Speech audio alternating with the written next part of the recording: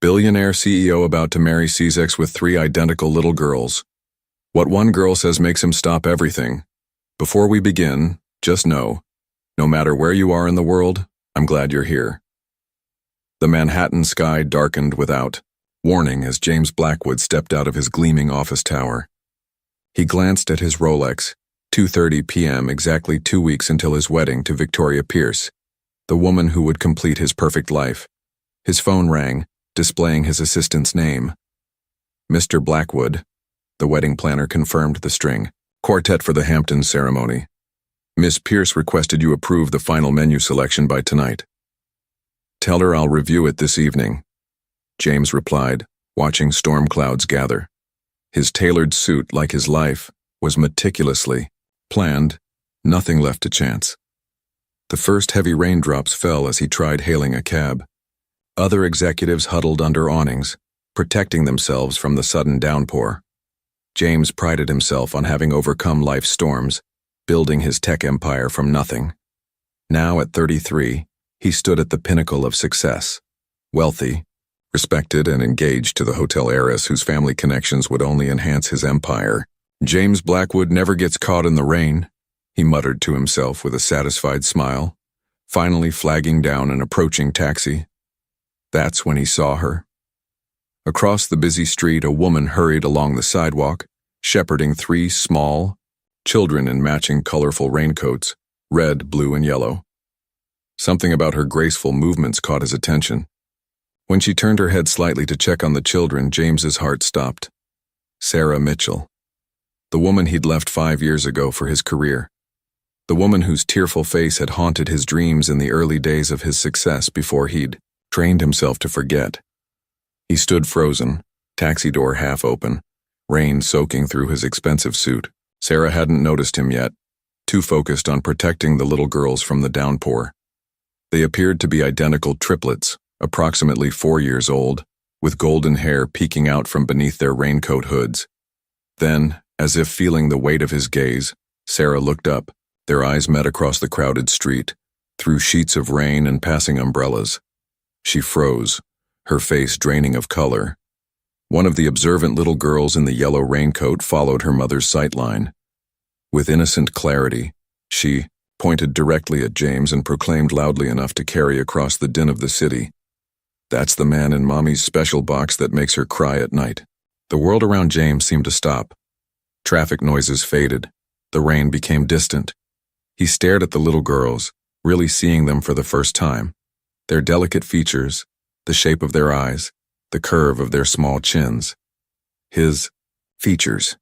The revelation hit him with the force of a physical blow. These weren't just Sarah's children. The timing, their age, their familiar features. These were his daughters. Daughters he never knew existed. The taxi driver honked impatiently. You getting in or what, mister? But James couldn't move. 5 years of carefully constructed certainty crumbled around him in an instant. The perfect life he'd built suddenly felt hollow, like a stage set about to be dismantled. Sarah quickly gathered the girls, hurrying them along the sidewalk away from him. Before turning the corner, she glanced back once, her expression a complex mixture of fear, defiance, and something else James couldn't identify. The taxi drove away, leaving James standing alone in the pouring rain. His world irrevocably changed.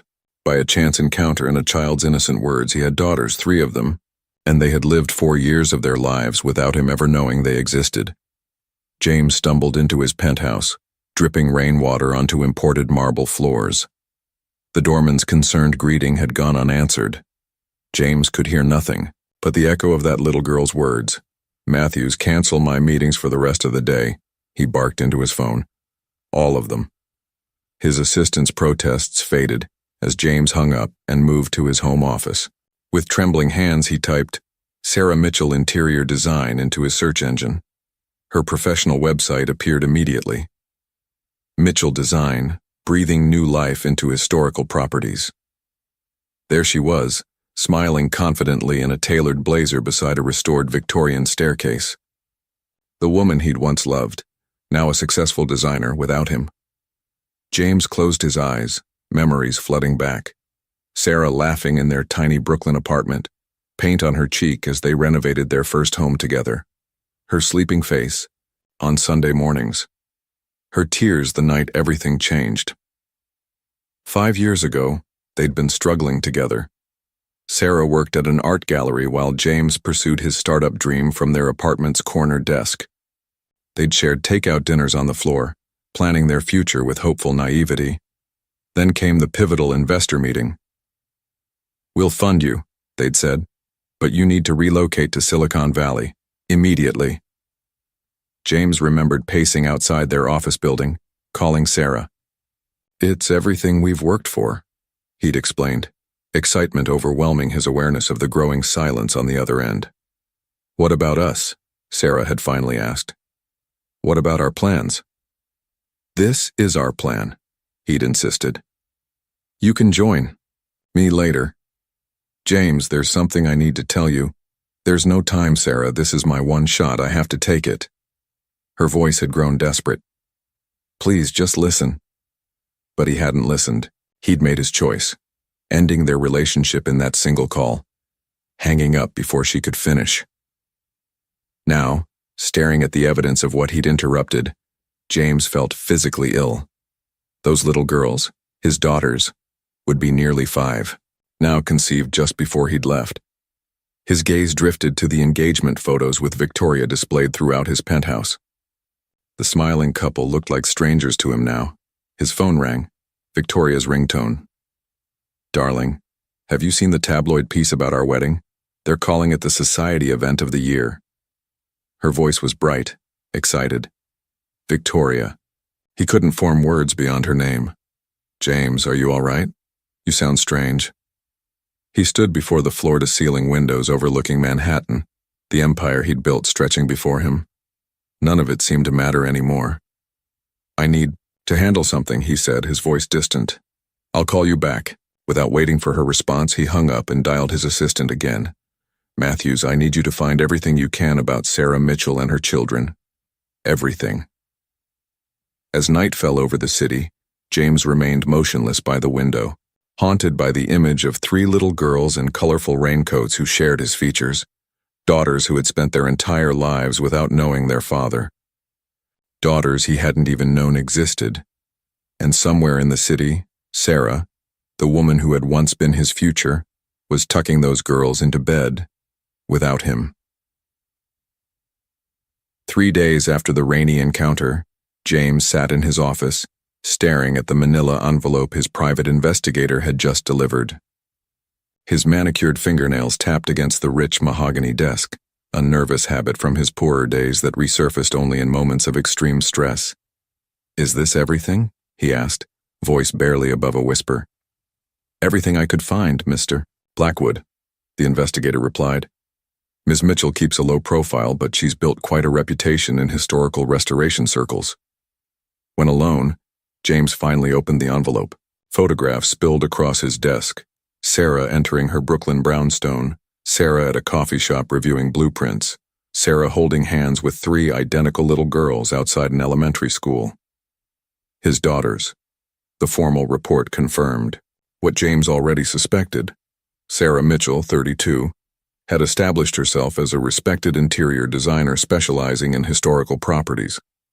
Her business had grown steadily over the past 4 years, with recent features in several design magazines. The triplets, Emma, Olivia, and Abigail, were 4 years and 7 months old. No father was listed on their birth certificates. James's hands trembled as he read about their difficult entry into the world. The pregnancy had been complicated, the delivery more so. The girls had spent their first weeks in the NICU, while Sarah recovered from emergency surgery. She went through all of that alone, he whispered to the empty office, imagining Sarah frightened and in pain while he had been celebrating his first major acquisition on the other side of the country. A photograph of the 3 little girls in matching yellow sundresses caught his attention. Though identical, subtle differences emerged the longer he studied them. One smiled broadly at the camera, another looked slightly away, examining something off-frame, while the third gazed directly into the lens with a seriousness that seemed beyond her years. Emma, Olivia, and Abigail. His daughters had names, They had personalities. They had existed for nearly 5 years without him. His phone vibrated. Victoria calling again. James stared at her smiling photo on his screen, feeling as though he was looking at someone from another lifetime. "James," she began when he answered, "the wedding planner needs decisions on the flowers. The roses from Holland will cost extra, but Daddy says money is no object for his little girl's special day." Victoria. He struggled to focus, his eyes still fixed on the photograph of the triplets. "Are you even listening? You've been distant all week. The wedding is in 13 days, darling." "I'm sorry," he managed. "There's a situation with the new software launch. More important than our wedding?" Her voice carried a hint of the petulance that had once seemed endearing. "No, of course not. I'll call the planner tomorrow." After ending the call, James arranged the photographs in a row, his daughters at a playground, at what appeared to be a birthday party, and feeding ducks in a park. His executive assistant knocked and entered without waiting for response, a habit earned through years of loyal service. "Sir, the board is waiting for the quarterly projections and the Tokyo team has been trying to reach you since yesterday." James couldn't tear his eyes from the photographs. "Cancel the board meeting. Tell Tokyo we'll reschedule." "Sir?" Matthews had never heard such instructions in 8 years of employment.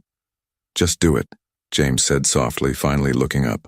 Something in his expression stopped his assistant from further questioning. Alone again, James focused on a particular image, Sarah kneeling to tie a shoelace for one of the girls while simultaneously checking a bandage on another's knee and speaking to the third. The unthinking choreography of motherhood. That night, James dreamed of a sunlit garden where 3 little girls played behind a wrought iron fence.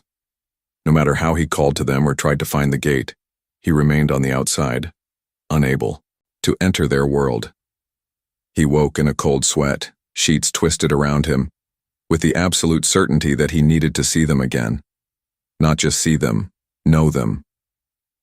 As dawn broke over Manhattan, James stood at his window watching the city awaken. His empire spread below him, the buildings bearing his company's name, the products used by millions, the wealth that had seemed so important just days ago. All of it hollow compared to what he'd discovered. He had 3 daughters growing up.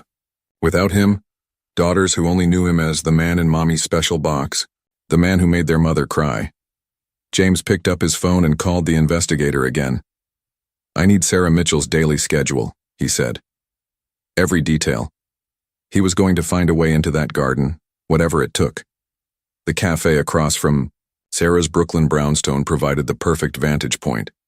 James sat at a corner table, baseball cap pulled low, sunglasses obscuring his face. The billionaire tech mogul rendered anonymous by simple disguise. For 3 days, he'd observed their routines. Sarah emerged each morning at 7:45 a.m. with the triplets, identically dressed but for the colors they wore. Emma in red, Olivia in blue, Abigail in yellow. Their matching lunchboxes swung from tiny hands as Sarah shepherded them to school before heading to her design studio. Afternoons found them at the local playground. James watched from a distant bench, heart constricting as their distinct personalities emerged through play. Emma, in her red coat, fearlessly scaled the tallest slide, arms raised in triumph at the summit, before plunging down with delighted squeals. A natural leader, she organized other children into elaborate games of her own invention. Olivia in blue approached the playground methodically. She built intricate sand castles with mathematical precision, each tower perfectly proportioned, her face a mask of concentration. When other children destroyed her creations, she simply began again, improving upon her previous design. Abigail, in yellow, spent most of her time on the swings, gently rocking while observing everything around her. She seemed to catalog the world, watching birds, clouds, and people with equal fascination. Occasionally, she would whisper observations to her mother, who always knelt to listen. What struck James most was Sarah's attentiveness. She anticipated their needs before they expressed them, offering a tissue to Olivia seconds before she sneezed, adjusting Abigail's scarf moments before the wind picked up, catching Emma at the bottom of the slide precisely when she needed steadying. Sarah, knew them in ways James could only envy. On the fourth day, James watched as Emma skinned her knee after a particularly ambitious leap. Before the child's face could even crumple, Sarah was there, producing a bandage from her seemingly magical bag. She whispered something that made Emma laugh through her tears. James's phone buzzed insistently. Victoria's name flashed on the screen. The fifth call that hour. Wedding details demanding attention. Caterers requiring decisions. The future he'd planned unraveling as he sat monitoring a life that had proceeded without him. He silenced the phone. A soft spring rain began to fall. Sarah efficiently bundled the girls into their colorful raincoats. Red, blue, yellow. The same ones they'd worn during that fateful encounter. As they prepared to leave, Abigail in her yellow coat suddenly turned, her solemn gaze sweeping across the playground until landing directly on James's hiding spot. For a moment, father and daughter locked eyes across the distance. A flash of recognition seemed to cross her small face before Sarah called her name, breaking the connection. That evening, James returned to his penthouse, greeted by Matthews with urgent messages and critical business matters requiring immediate attention. The foundation of his empire trembled with neglect. "Sir, the board is questioning your absence. The acquisition in Singapore." "Not now," James interrupted, moving to his window. The Manhattan skyline glittered before him, a testament to his ambition and drive. The empire he'd sacrificed everything to build, almost everything. His phone buzzed again. Victoria. The wedding was 9 days away.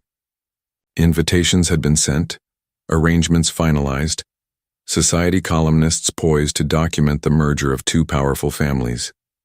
James stared at her name on the screen, then glanced at the photographs of 3 little girls arranged on his desk. 3 little girls in red, blue, and yellow who carried his blood in his features but knew nothing of him. He declined Victoria's call and instead dialed his assistant. "Matthews, find me the best children's bookstore in the city." The time for watching from a distance had ended. Tomorrow, James Blackwood would take his first tentative step toward becoming a father. "May I help you find something special?" The elderly bookstore owner smiled at James, who looked distinctly out of place among the colorful children's shelves in his tailored suit. "I need 3 copies of the same book," James replied, eyes scanning the countless spines. "For girls. 4-year-old girls." "Sisters?" "Triplets," James answered, the words still strange on his tongue. The shopkeeper's eyes brightened. "How wonderful. I have triplet grandsons myself. Are they identical or fraternal?" "Identical," James said softly. "But they're different too. One's brave, one's precise, and one notices everything." The shopkeeper nodded knowingly. Children always find ways to distinguish themselves, especially multiples. She led him through the store. "Do they have favorite books already?" James swallowed hard. "I don't know," he admitted. Something in his expression made the woman pause. "New to their lives?" James nodded, surprised by her perception. "Then you need something meaningful, something that connects." She reached for a beautifully illustrated edition of The Secret Garden. "This was my favorite as a child. It's about finding something beautiful that was there all along, just waiting to be discovered." James took the book, turning it over, in his hands. His mother had read this to him when he was small before illness took her. He remembered the comfort of her voice, the magic of the hidden garden. "Perfect. 3 copies, please." Back at his penthouse, James carefully wrapped each book in different colored paper, red, blue, yellow, to match the girls' coats. He debated including a note, but decided against it. This gesture needed to speak for itself. The morning sky threatened rain as James approached Sarah's brownstone, the wrapped gifts in a simple bag. He waited until she left with the girls for school, then placed the package at her doorstep. No card, no signature, just a gift for the daughters he'd never properly met. Hours later, hidden on his now familiar bench, James watched as Sarah returned with the girls. She spotted the package immediately, approaching it with cautious steps.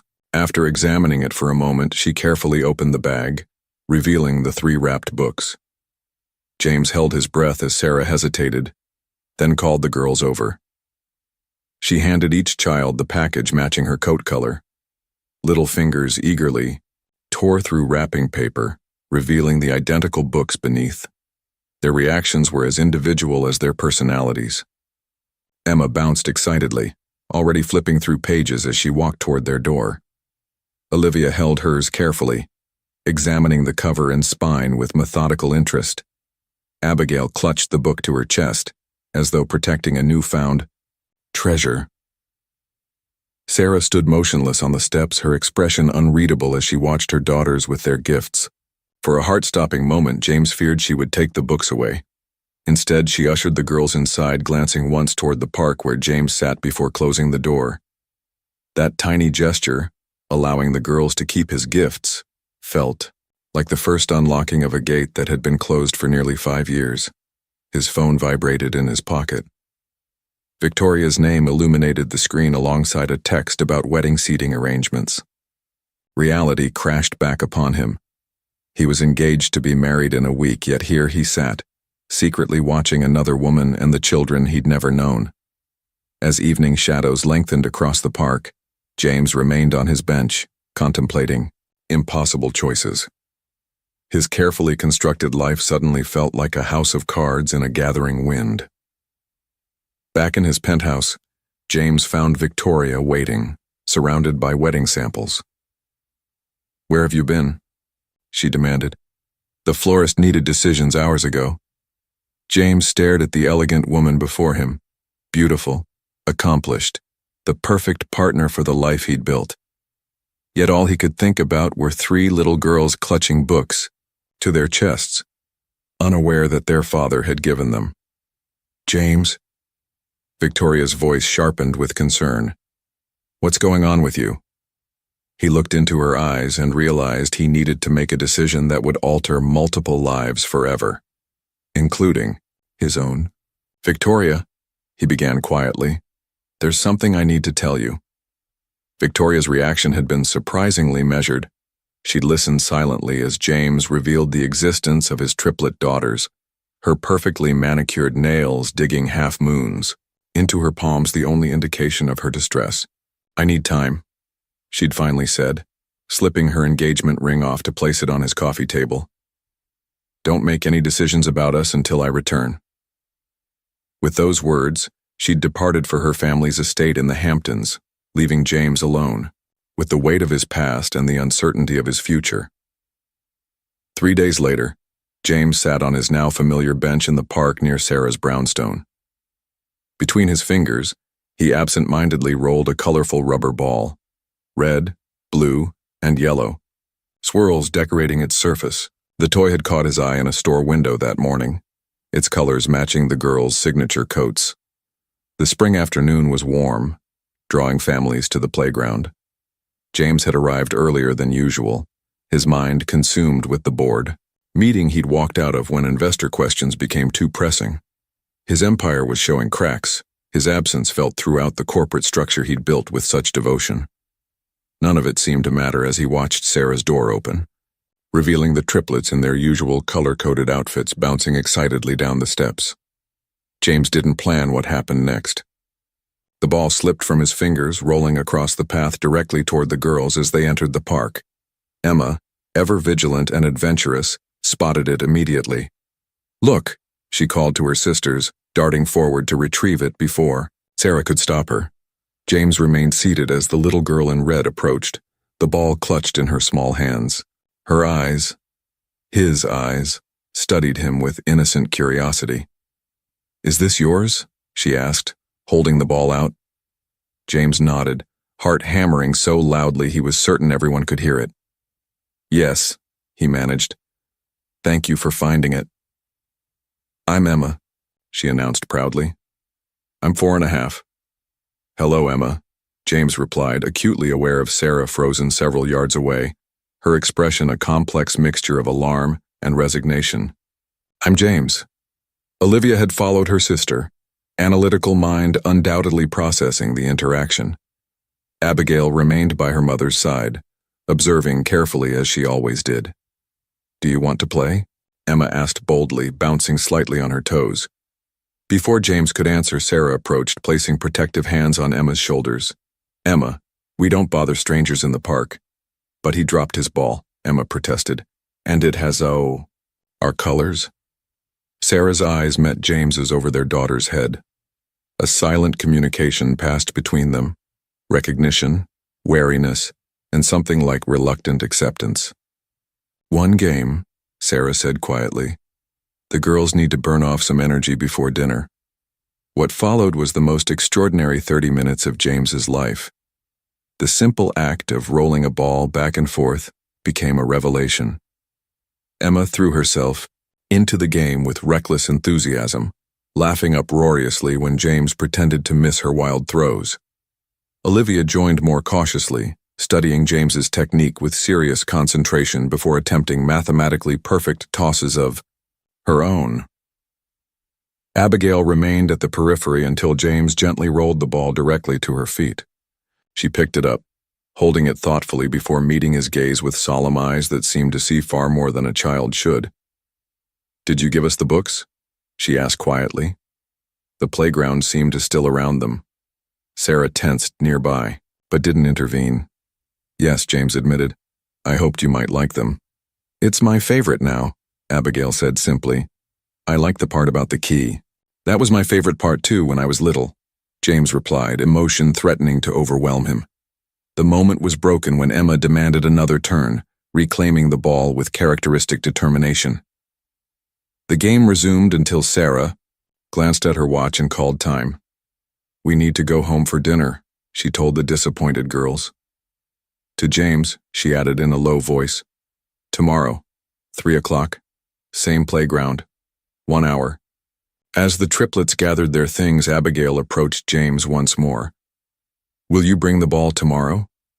"Yes," James promised, his voice thick with emotion. "I'll bring the ball." He watched them leave, Sarah's hand protectively on Abigail's shoulder, Emma skipping ahead, Olivia walking with precise steps. Just before turning the corner, Sarah glanced back, giving him a small, nearly imperceptible nod. James remained on the bench long after they'd disappeared, the colorful ball still warm from his daughter's small hands. His phone buzzed repeatedly. In his pocket, alerts from his assistant about the disastrous board meeting, messages from Victoria, and most significantly, a final warning about the Singapore acquisition falling through without his immediate attention. The empire he'd sacrificed, everything to build, was crumbling around him. The life he'd planned with Victoria hung by a thread. Yet as darkness fell over the park, James could think only of 3 pairs of eyes, his eyes, looking at him with curiosity, caution, and wonder. Of Abigail's quiet question about the books. Of Sarah's words, "Tomorrow, 3 o'clock." For the first time in 5 years, James Blackwood had a commitment more important than any business deal. He had a ball game with his daughters. James arrived at the playground 45 minutes early, unable to contain his anticipation. He'd spent the morning in a brief but tense call with his executive team, authorizing his CFO to handle the Singapore acquisition without him, an unprecedented delegation that had left his board members exchanging concerned glances through the video conference. None of that mattered now as he claimed the same bench, the colorful ball resting beside him. He'd added a bag containing 3 small kaleidoscopes, each wrapped in the girls' signature colors. The playground filled with afternoon visitors, but there was no sign of Sarah or the triplets. As 3 o'clock approached, James found himself checking his watch with increasing frequency, a knot of anxiety tightening in his stomach. At precisely 3, Sarah appeared, alone. She walked directly to his bench, her expression guarded. "The girls are with their grandmother today." James tried to mask his disappointment. "I understand." "No," Sarah said quietly. "I don't think you do." She sat beside him, maintaining a careful distance. "This isn't a casual playdate, James. These are our daughters' lives." The word "our" hung between them, the first acknowledgement that these children belonged to both of them. "I want to know them," James said simply. "And what happens when you decide your real life needs attention again?" The edge in her voice cut through the pleasant spring air. What happens when the novelty wears off? James flinched. That's not fair, isn't it? Sarah turned to face him directly. 5 years ago, you chose your career over us with a single phone call. You hung up on me before I could tell you I was pregnant. The confirmation of what he'd suspected hit him hard. If I had known— What? Sarah interrupted. You would have stayed? Abandoned your dreams? Your investors? We both know that's not true. She looked away, watching children play on the swings. Besides, that's not the point anymore. What is the point? James asked softly. The point is those 3 little girls who have never had a father, who don't understand why other children have daddies and they don't. Sarah's voice trembled slightly. The point is, I won't let them be abandoned twice.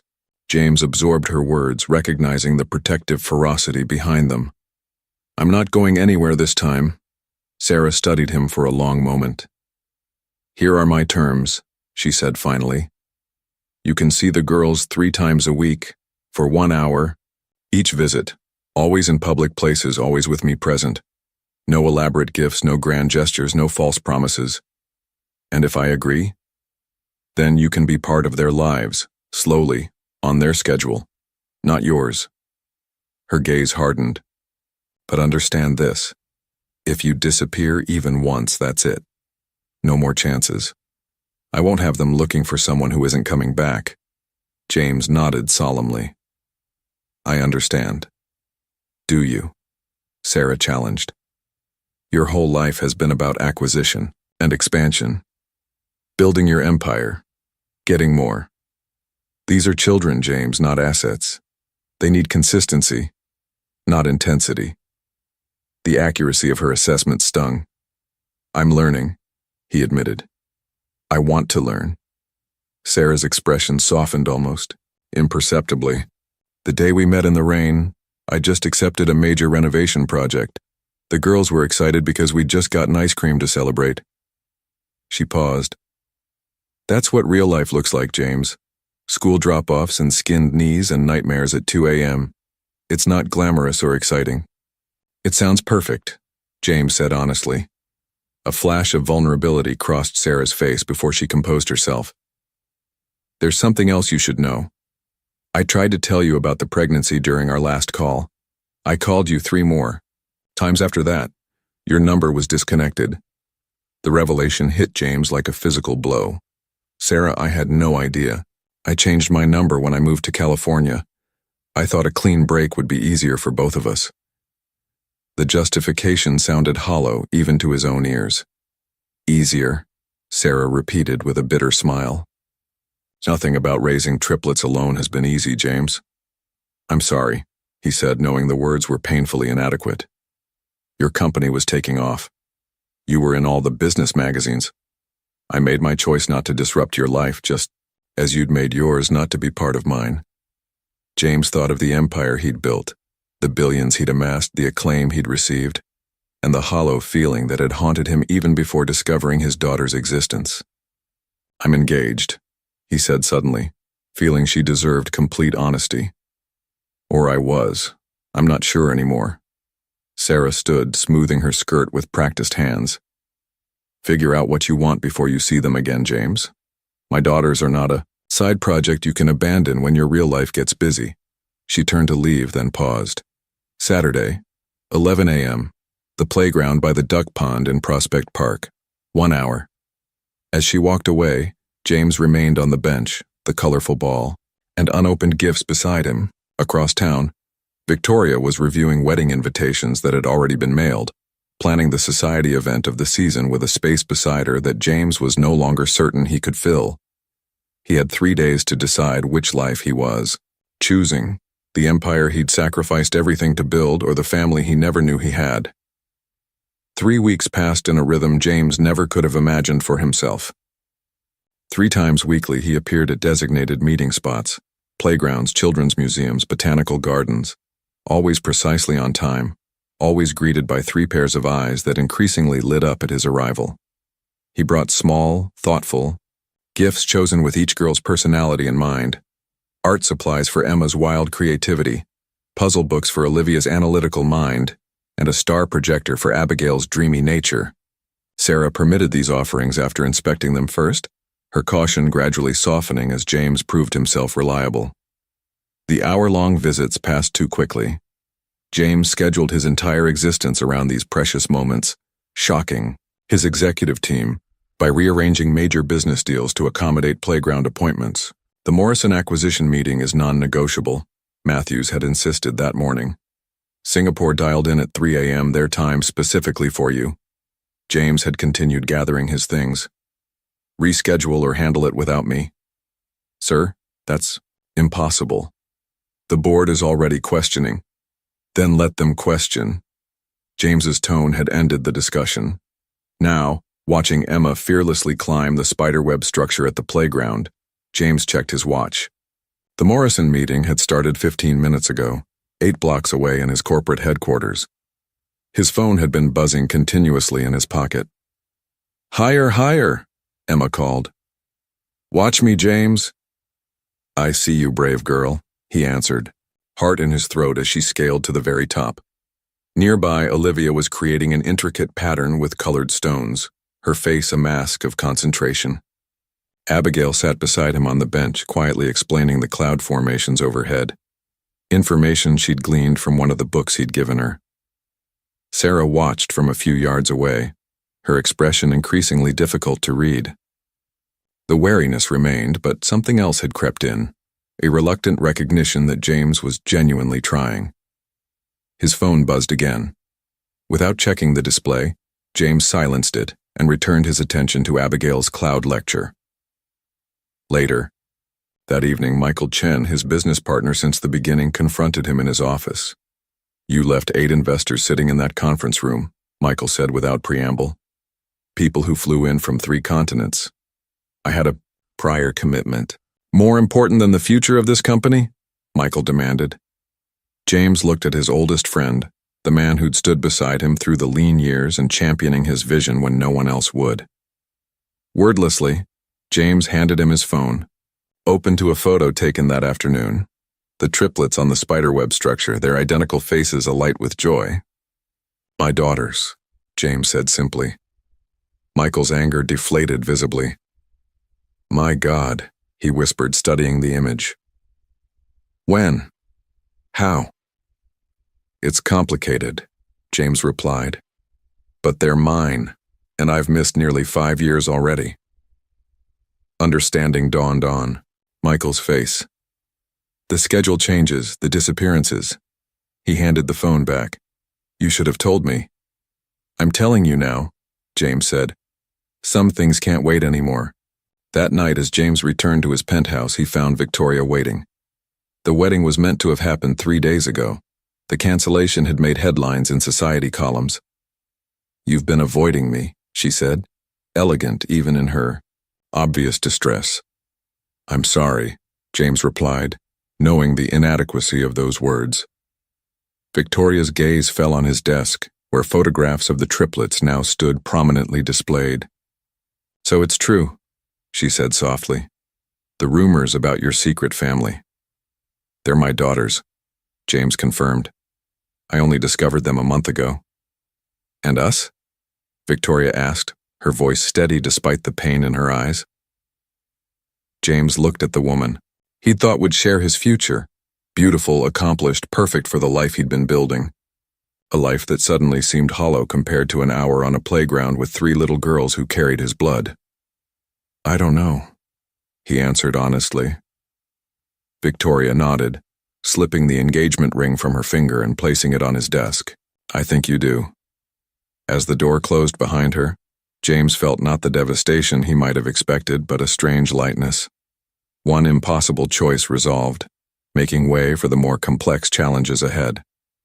"Dinosaur-shaped pancakes are harder than they look on cooking shows," James admitted as Emma giggled at the misshapen lump on her plate.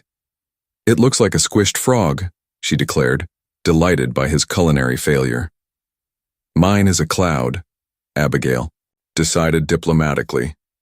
"Mine is mathematically flawed," Olivia stated, though she ate it with gusto nonetheless. The Sunday morning invitation to Sarah's apartment had come unexpectedly the previous day. "Lunch tomorrow," she'd said as their usual playground visit ended. "At my place. Noon." The simple invitation felt monumental after nearly a month of supervised public meetings. James had arrived early, bearing groceries and ambitious brunch plans that quickly devolved into chaotic pancake experiments. Sarah watched from the kitchen doorway, amusement playing at the corners of her mouth as flour dusted his expensive sweater. "Girls, why don't you show James your room while I salvage brunch?" Sarah suggested once they'd finished eating. The apartment was modest but warm, exposed brick walls adorned with children's artwork, well-worn furniture chosen for comfort rather than style, and photographs chronicling the girls' lives from infancy. James followed his excited daughters down a hallway lined with their artistic creations, each carefully labeled with dates and names. The triplets' bedroom was a riot of color and personality. Despite sharing the space, each child had clearly carved out her domain. Emma's area featured action figures positioned in daring scenarios. Olivia's shelves held books arranged by size and color. Abigail's corner housed a collection of natural treasures, interesting rocks, pressed flowers, and a jar of particularly smooth pebbles. "This is where I sleep," Emma announced proudly, bouncing on her bed with its red comforter. "Mine has stars that glow," Abigail whispered, pointing to her ceiling where James's gift had been put to good use. Olivia showed him her desk, explaining her system for organizing homework with the seriousness of a corporate executive. James absorbed every detail, memorizing this space that had been their entire world without him. Later, as they finished the much-improved lunch Sarah had prepared, she caught his eye with a significant look, then gave a slight nod. The moment they'd discussed in hushed phone conversations had arrived. "Girls," Sarah began, her voice gentle but firm. "Remember how we talked about how families come in different shapes?" 3 identical heads nodded simultaneously. "And remember how you've been asking about your daddy?" The atmosphere in the sunny kitchen shifted instantly. Emma straightened in her chair. Olivia's fingers tightened around her fork and Abigail's observant eyes darted between her mother and James. Sarah took a deep breath. "James isn't just Mommy's friend, he's your father." A profound silence fell over the room. James felt his heart hammering against his ribs as 3 pairs of eyes, his eyes, turned to study him with new understanding. Emma, always first to speak, broke the silence. "Why didn't you live with us?" The directness of her question pierced him. James glanced at Sarah, who nodded encouragingly.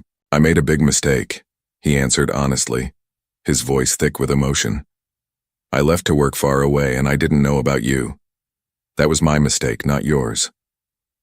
"Didn't you want us?" Olivia asked, her analytical mind seeking logical patterns. "I didn't know about you," James repeated gently. "But if I had, I would have wanted you more than anything in the world. And now that I do know you, I want to be part of your lives very much." Abigail, who had remained silent, finally spoke. "Are you staying forever now?" The question hung in the air between them, simple, devastating in its hope and vulnerability. "Yes," James promised, meeting each girl's gaze in turn. "I might not have been there at the start, but I'll be here from now on." After another moment of contemplative silence, Emma asked if they should call him Daddy now. Sarah explained they could call him whatever felt comfortable. Olivia, ever practical, suggested they might need time to consider the options. The guy. Conversation shifted as James helped them repot a wilting plant by the window, explaining how roots sometimes needed more space to grow. As Olivia carefully held the plant steady, she looked up at him and said, "Thank you, Daddy." Testing the word with cautious deliberation, James's eyes met Sarah's over their daughter's head, glistening with unshed tears at the gift of that single word. Hours later, after bath time stories and reluctant goodnights, James returned to his penthouse. The doorman handed him a manila envelope that had been delivered that afternoon. Inside, he found tabloid photographs of himself with Sarah and the girls at various parks and museums. The headline read, "Tech Billionaire's Secret Family Revealed." Who are the mystery woman and children? The perfect world he'd briefly inhabited that day collapsed around him as he realized their private journey had just been thrust into the merciless public eye. The tabloid exposure had immediate consequences. Photographers lurked outside Sarah's, Brownstone and James's office building. PR teams worked overtime crafting statements. The girls' preschool increased security. Within days, the media had unearthed the entire narrative. Billionaire tech mogul discovers secret triplet daughters, abandons society fiancé. Despite the chaos, James maintained his visitation schedule, arriving Wednesday afternoon at the Children's Museum where Sarah had suggested they meet, more private than the now impossible playground visits. He found the girls excitedly examining a bubble exhibit, but a new figure stood beside Sarah, an elegant silver-haired woman whose posture radiated protective vigilance. Eleanor Mitchell's resemblance to her daughter was striking, though her expression held none of Sarah's cautious warmth. "Mother, this is James Blackwood," Sarah said, her tone suggesting this wasn't a casual introduction. Eleanor's handshake was firm, her assessment unflinching. "So you're the man who suddenly decided fatherhood might be an interesting hobby." "Mother," Sarah cautioned, glancing toward the girls who remained happily distracted by enormous bubbles. "It's fine," James assured her, recognizing Eleanor's hostility as well earned. "Mrs. Mitchell, I understand your concern." "Do you?" Eleanor's voice remained controlled but arctic. "You think a few museum visits make up for 5 years of absence?" The triplets noticed their grandmother's arrival and rushed over, their excitement temporarily overriding the tension. James watched as Eleanor transformed, her severe expression softening as she embraced each girl, calling them by pet names that revealed years of intimate connection. Throughout the afternoon, Eleanor observed James's interactions with clinical precision. When Emma proudly showed him a craft project, when Olivia explained an exhibit with precocious detail, when Abigail shyly reached for his hand, Eleanor missed nothing. During a moment when Sarah took the girls to the restroom, Eleanor struck. "What exactly are your intentions here?" she demanded without preamble. "To be their father," James answered simply. Eleanor's laugh was brittle. "A convenient time to discover paternal instincts after the difficult years are past." "I didn't know they existed," James reminded her. "And if you had, would you have abandoned your precious startup? Your investors?" Her precision cut to his core uncertainties. "Sarah was hospitalized with preeclampsia for weeks before they were born. Did you know that? She could have died bringing your daughters into this world." James absorbed this new information like a physical blow. "I didn't know." The girls were in the NICU for a month. Sarah slept in a chair between their incubators every night, recovering from an emergency C-section, pumping breast milk around the clock, terrified they wouldn't survive. Eleanor's eyes flashed. "Where were you then?" "Becoming a billionaire." Before James could respond, the girls returned with Sarah. Emma immediately grabbed his hand. "Daddy, come see the dinosaur bones upstairs." Eleanor stiffened at the title, but Emma continued, unaware of the tension. "Daddy makes the best paper airplanes, Grandma. Even better than yours." Something in Eleanor's expression shifted, not softening entirely, but acknowledging the reality of the connection forming between James and her granddaughters. Later, as they prepared to leave, Eleanor pulled James aside while Sarah helped. "The girls with their coats. Those little girls are my world," she said quietly. "Sarah, too. When you left her, I watched my daughter shatter and then rebuild herself around those babies. She's done an extraordinary job without you." "I know," James acknowledged. "If you hurt them again," Eleanor continued, her voice steel beneath silk. "If you walk away when this gets difficult, and it will get difficult, there won't be a third chance." Her gaze was unflinching. "No matter how many billions you have, I understand," James replied, meeting her intensity with his own. "I can't change the past, only commit to being present now." Eleanor studied him for a moment longer. "We'll see," she said finally. "Actions, not words, Mr. Blackwood. That's what those girls need." That evening, James sat alone in his penthouse, Eleanor's accusations echoing in his mind. His phone rang. Victoria, calling for the first time since returning his ring. "I saw the news," she said without greeting. "Triplets, they look like you." "Yes," James confirmed, uncertain where the conversation was headed. "You've already chosen your path," Victoria said, her voice remarkably free of bitterness. "And it isn't with me. I wanted to say goodbye properly, and maybe good luck."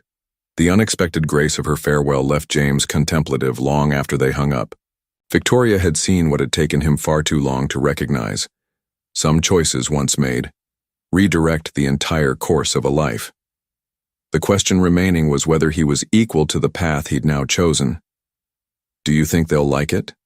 James asked. Matthew, who stood bemused in the doorway of what had been the executive home office in James's penthouse. The severe space, once dominated by minimalist furniture and award plaques, had been transformed. One wall featured a rainbow mural, another held 3 child-sized desks in red, blue, and yellow. The central area contained an art station, bookshelves, and a comfortable reading nook with cushions and stuffed animals.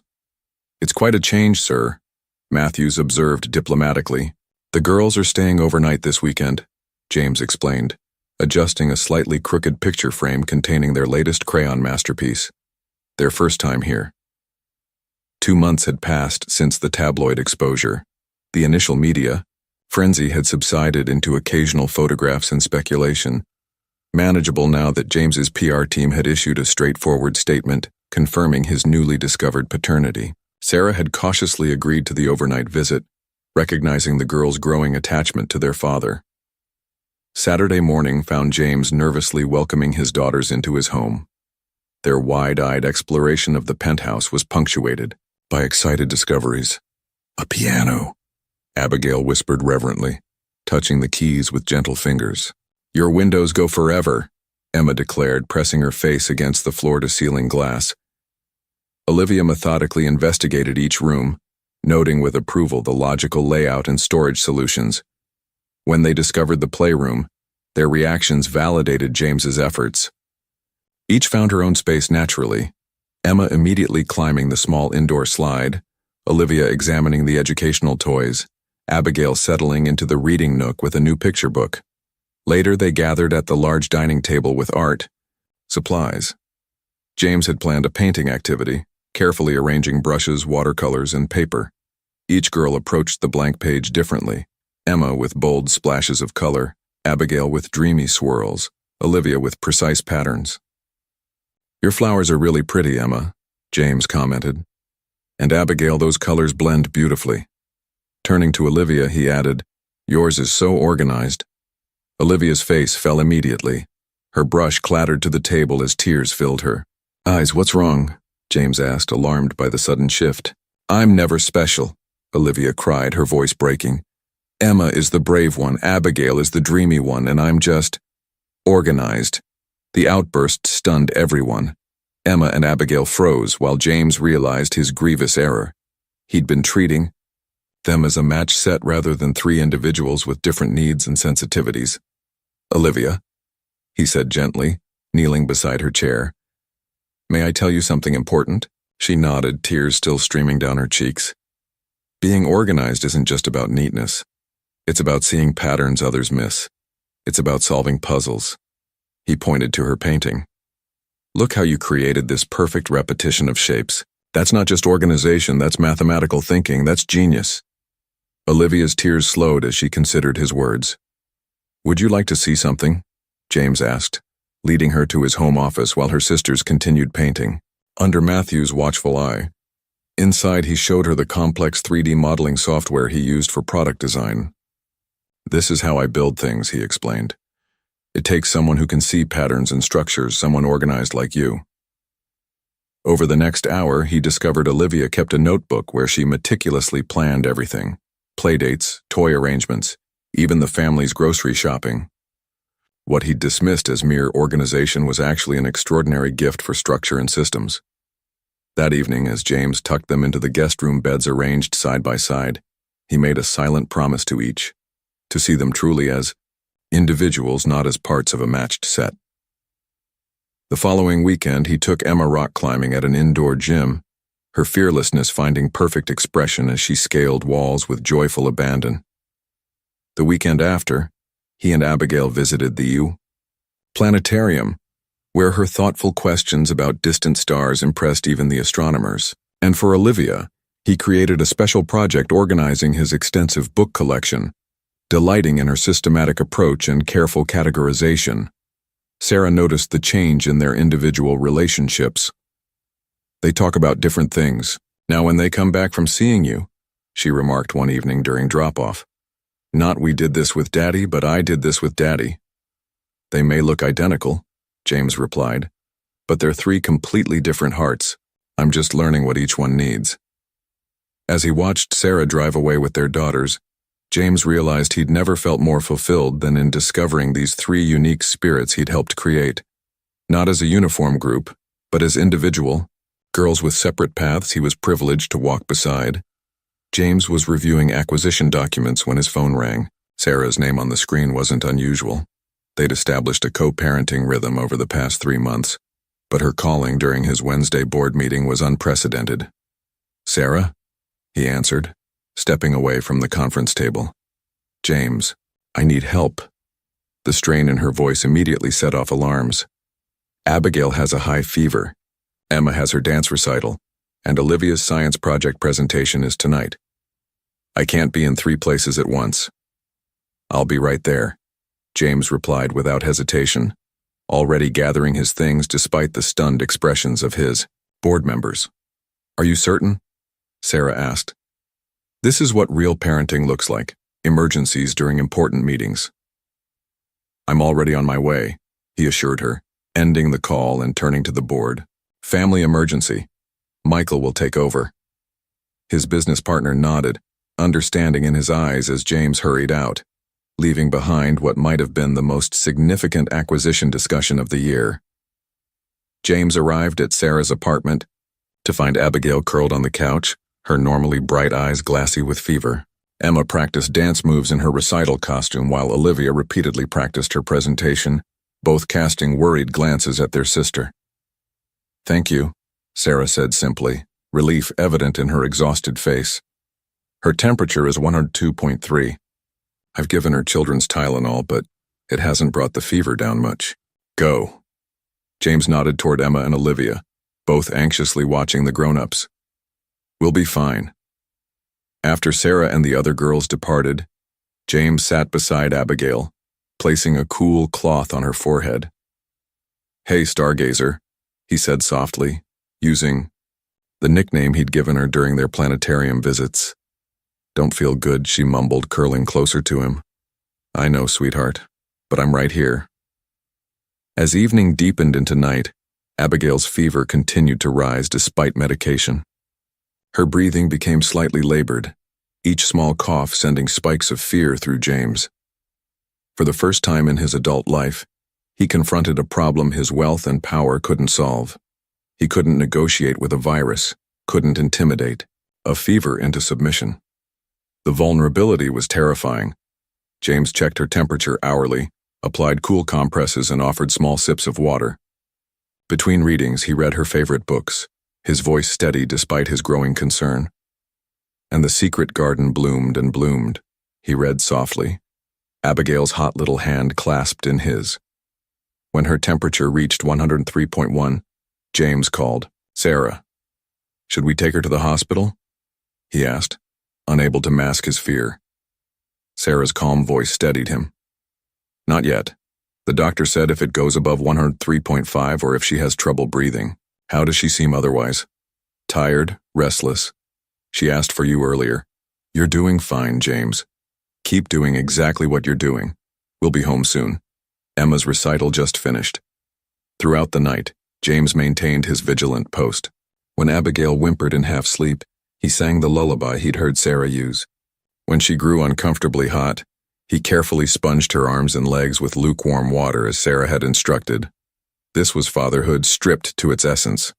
Not the fun outings or cheerful playdates, but the raw, frightening responsibility of a child's well-being in his hands.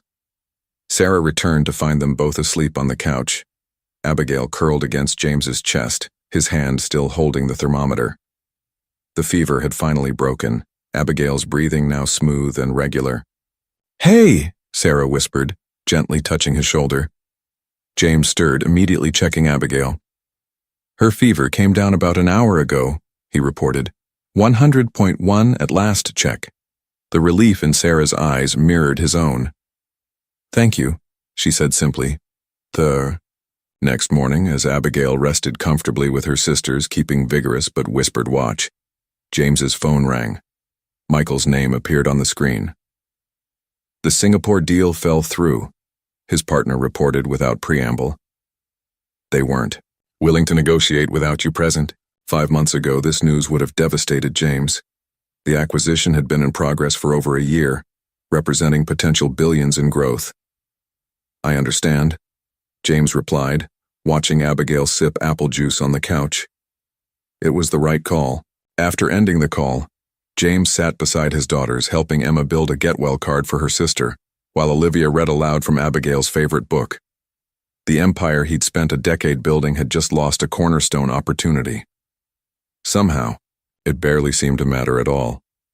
"Remember, Grandma's making her special lasagna tonight," Sarah reminded James as she dropped off the girls for their Saturday visit.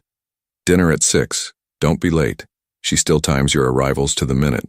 4 months of consistent presence had softened Sarah's wariness into a tentative co-parenting partnership. But Eleanor Mitchell remained the family's skeptical guardian. The weekly Sunday dinners at Sarah's apartment had become a tradition, with Eleanor's critical gaze monitoring James's every interaction with her granddaughters. "We'll be punctual," James promised, already dressed in clothes selected by the girls for their museum outing, a casual sweater and jeans that had replaced his customary tailored suits during family time. The Metropolitan Museum of Art's children's program captivated the triplets, each engaging in her characteristic way. Emma racing from exhibit to exhibit with boundless energy, Olivia methodically reading every plaque, Abigail dreamily absorbing the colors and textures of ancient artifacts.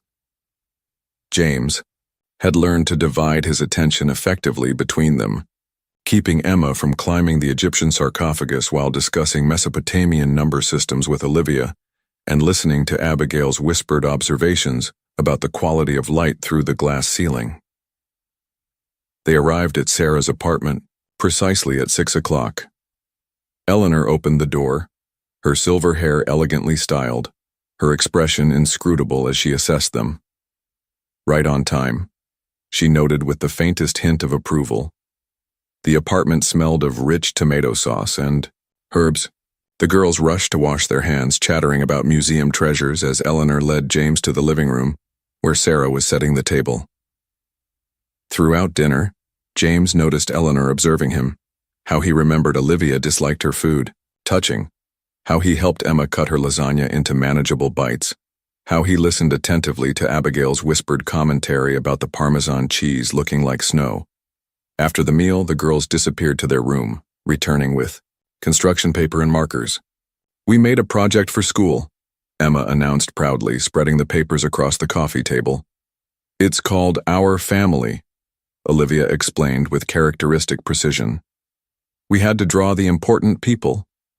The colorful drawings featured stick figures labeled in childish handwriting: Mommy, Emma, Olivia, Abigail, Grandma, and Daddy. James's figure appeared in all 3 drawings, depicted with varying degrees of artistic skill, but unmistakable affection. James felt Eleanor's gaze on him as he praised each artwork with specific, thoughtful comments. When he looked up, something in her expression had shifted. Later, as Sarah put the girls to bed, Eleanor gestured James into the kitchen where she was preparing dessert. "You're still learning," she said without preamble. "But at least you're staying to learn." The simple acknowledgement coming from this formidable woman who had every reason to doubt him struck James deeply. "I'm trying," he replied honestly. Eleanor nodded, handing him a knife. "Make yourself useful. Cut the strawberries." For the shortcake, they worked in companionable silence until Eleanor opened a drawer and withdrew a photo album. "I suppose you should see these," she said, placing it between them. if you're going to be part of their history. Inside were photographs James had never seen, the triplets as newborns in the NICU, tiny bodies connected to monitors and tubes. Sarah, exhausted but radiant, holding them for the first time. Their first birthday, first steps, first day of preschool. They were so small, James whispered, touching the plastic covering a photo of the girls sleeping in a single hospital bassinet, their identical faces peaceful despite the medical paraphernalia surrounding them. 2 pounds 4 ounces each, Eleanor confirmed. The doctors weren't certain they'd all survive the first night. As they turned pages, Eleanor provided commentary. The night Abigail had croup and terrified them all. Emma's first broken bone from climbing the bookshelf. Olivia organizing her toys alphabetically before she could properly speak. They should know their history, Eleanor said finally, closing the album. All of it. In that moment, James understood she wasn't just showing him what he'd missed. She was offering him a place in their continuing story. When Sarah returned from bedtime rituals, she found her mother teaching James her secret lasagna recipe. His expensive watch set aside as he kneaded dough for garlic knots under her critical instruction. Too thin, Eleanor critiqued. You're not making crepes. Put some muscle into it.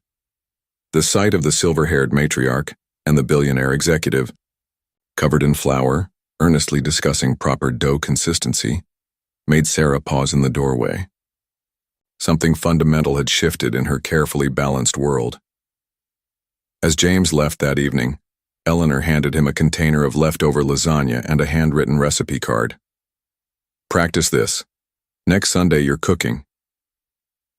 It wasn't forgiveness, not entirely, but it was acceptance, offered in small increments rather than grand gestures, measured in strawberries cut and recipes shared and photographs revealed. For James, it was more than enough. Daddy, you're doing it wrong again, Emma giggled, watching James struggle with the pancake batter. It's supposed to be runny, not like Play-Doh. More milk, Olivia instructed decisively, consulting the recipe card she'd meticulously copied from Eleanor. Exactly 3 tablespoons more. Abigail silently pushed the measuring spoons toward him, her expression encouraging despite the culinary disaster unfolding on the counter. 6 months after reconnecting with his daughters, James had established Sunday pancake breakfasts as their special tradition. Despite his limited cooking skills, the girls delighted in the chaotic process as much as the occasionally edible results. James's life had transformed completely. He delegated day-to-day operations of his company to Michael and a carefully selected executive team, restructuring his role to focus on long-term strategy that required less travel and fewer late nights. He'd moved from his sleek Manhattan penthouse to a family-friendly apartment closer to the girls' school and Sarah's home, sacrificing exclusivity for convenience without a second thought. Their co-parenting arrangement had evolved into a surprisingly functional system. James handled school pickups 3 days a week, attended parent-teacher conferences alongside Sarah, and maintained a detailed calendar of dance recitals, science fairs, and doctor appointments. The girls spent alternate weekends with him, their belongings gradually accumulating in their bedrooms at his new apartment. The phone call came on a Tuesday evening as James helped the girls with homework during his regular weeknight dinner visit. James, Sarah's voice sounded strained. I hate to ask, but I need to go to the hospital. My side has been hurting all day and now it's unbearable. The doctor thinks it might be appendicitis. I'm on my way, he replied immediately. The girls are with me. We'll be fine. Are you sure? My mother is visiting her sister in Boston, James finished. I've got this, Sarah. Just take care of yourself. What followed was the most intense week of James's life. Between hospital visits to Sarah, who indeed required emergency appendectomy surgery, he managed the complete choreography of raising 3 children alone, morning routines with hairbrushing challenges, school drop-offs and pickups, homework, supervision, meals, baths, and bedtime stories. He learned that Emma needed her stuffed triceratops to sleep, that Olivia's socks had to be arranged by color in her drawer, and that Abigail required precisely 2 bedtime stories. No more, no less. to settle for the night. He memorized medication schedules when Olivia developed a cold, mastered the art of detangling 3 identical heads of hair without tears, mostly, and discovered that the proper response to "I'm bored" was never, "Have you done your homework?" Unless he wanted synchronized eye rolling from 3 directions. When Sarah returned home after 5 days in the hospital, she found not the disaster she'd feared, but a functioning household. James had rearranged his entire schedule, conducting business via video calls during school hours and after bedtime, prioritizing the girls' stability above all else. "You managed," Sarah observed with surprised approval as James efficiently served dinner, helped with homework, and supervised toothbrushing. "We did fine," he replied simply, "though I'm not sure my pancakes will ever meet Eleanor's standards." 2. Weeks later, during the parent-teacher conference at the girls' school, their teacher, Ms. Peterson, referred to them as co-parents without hesitation. Neither Sarah nor James corrected her. "Emma's leadership skills are developing nicely," Ms. Peterson noted, "though we're working on her tendency to climb things that aren't meant for climbing." "That sounds familiar," Sarah said with a meaningful glance at James, who had recently caught their daughter attempting to scale his bookshelf. "Olivia continues to excel academically," the teacher continued. "Her organizational abilities are remarkable for her age. She reorganized my entire filing system," James shared with pride. "It actually makes more sense now. And Abigail's artistic talents are blossoming. Her observations are quite profound for a 5-year-old. As they left the conference, walking together toward the playground where Eleanor waited with the girls, Sarah said quietly, "We're actually doing this, aren't we? Co-parenting." "We are," James agreed. "Who would have thought?" Ahead of them, Emma spotted them first, racing toward them with characteristic enthusiasm. Olivia followed at a more measured pace, while Abigail walked hand in hand with Eleanor, who nodded approvingly at James. "Daddy," Emma launched herself into James's arms. "Did Ms. Peterson say I'm the best at science?" "She said you're all doing wonderfully," James replied diplomatically, setting her down to greet her sisters. Watching the 3 girls chattering excitedly about their day, James realized how completely his definition of success had transformed. The empire he'd built, the acquisitions and achievements that had once defined him, seemed hollow compared to Emma's boisterous laugh, Olivia's clever observations, and Abigail's quiet trust. He'd finally found what truly mattered, hidden in plain sight all along, like a secret garden waiting to be discovered. 1 year to the day after that rainy Manhattan afternoon when James first glimpsed his daughters across a crowded street, he sat on a bench in Prospect Park watching them play. The weather was perfect, spring sunshine warming the air, cherry blossoms drifting on gentle breezes, children's laughter floating across the playground. How different his life had become in 12 short months. He now knew that Abigail feared thunderstorms and would crawl into bed with her sisters during lightning, that Olivia needed her books arranged by color on her shelf, or she couldn't fall asleep, that Emma couldn't part with her plush dinosaur no matter how ragged it became. He knew the precise shade of pink that made Emma wrinkle her nose in disgust, the exact temperature Olivia preferred her hot chocolate, and the specific way Abigail liked her hair braided for special occasions. He'd memorized their allergies, their shoe sizes, their favorite songs. He could distinguish their nearly identical voices on the phone and recognize which girl had created which artwork without names attached. "Penny for your thoughts," Sarah said, joining him on the bench as Eleanor supervised the girls at the jungle gym. "Just reflecting," James replied. 1 year ago today." Sarah nodded, understanding immediately. "You've come a long way from the man in the rain." "We all have," James observed. "I never imagined we could reach this point." They sat in companionable silence, watching Eleanor demonstrate proper monkey bar technique to an enthusiastic Emma. Their relationship had evolved into something neither could have predicted, not quite friendship, but a partnership built on mutual respect and shared devotion to 3 little girls. Abigail broke away from her sisters and ran toward them, climbing onto James's lap with the easy familiarity of absolute trust. She leaned close to his ear, her voice a characteristic whisper. "Mommy doesn't put the sad box under her bed anymore," James and Sarah exchanged a startled glance, both remembering that first chance encounter and the innocent words that had changed everything. That's the man in Mommy's special box that makes her cry at night. Sarah's cheeks flushed slightly. I was going through old things last week, she explained. The girls helped me organize. Into recycling, keepsakes, and donations, James finished, recalling Olivia's detailed explanation of the system. Sarah nodded, then hesitated before adding, I've been seeing someone. A restoration architect I met through work. It's still new, but that's wonderful, James said sincerely, surprising himself with how genuinely he meant it. You deserve happiness, Sarah. So do you, she replied simply. Abigail, satisfied with delivering her news, slipped off James's lap to rejoin her sisters.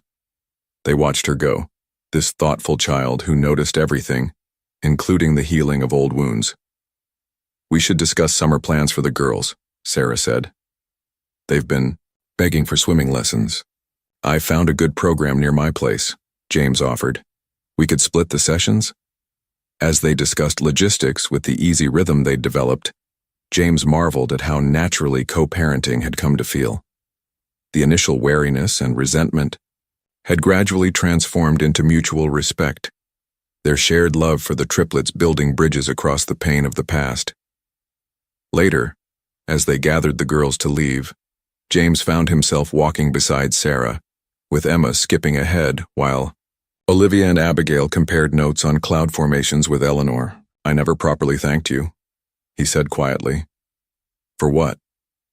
For raising them so beautifully. For being strong enough to do it alone.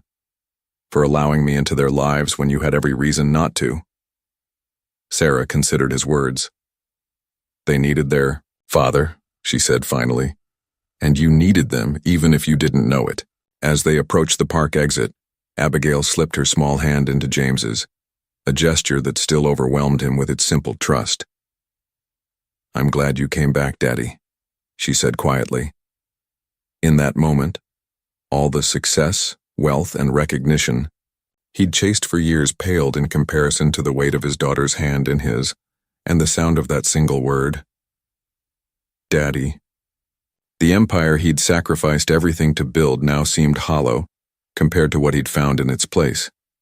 Not in acquisitions or achievements, but in the daily, ordinary miracle of being present for the three extraordinary hearts he once almost lost. Full circle, he thought, squeezing Abigail's hand gently as they walked toward home. Not the end of a journey, but the beginning of one infinitely more valuable.